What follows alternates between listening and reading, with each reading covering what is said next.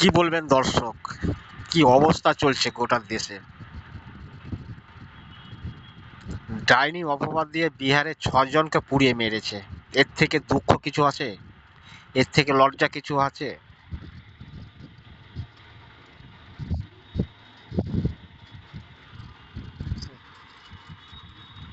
দেখুন, একই পরিবারের 5 জনকে হত্যা করেছে।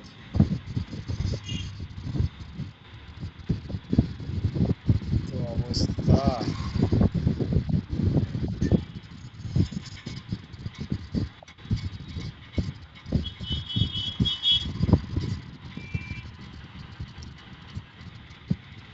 সদর পূর্ণিমা এসডিও পঙ্কজ কুমার শর্মা বলেন, বছর 16 এক কিশোর পুলিশকে ফোন করে জানায়। 16 বছরের একটি ছেলে পুলিশকে ফোন করে জানায়। রবিবার রাতে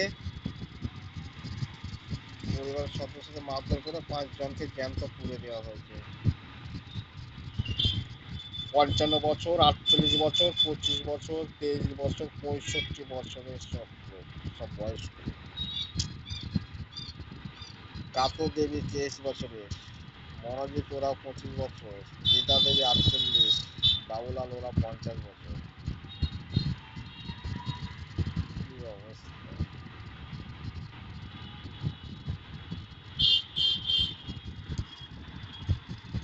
প্রথমে লাঠি সোটা দিয়ে মারধর করা হয়।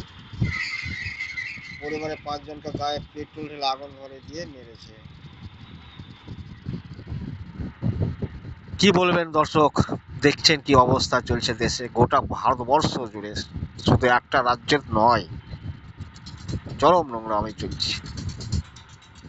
ঠিক আছে, আজ এটুকুই, আবার পরে আসছি।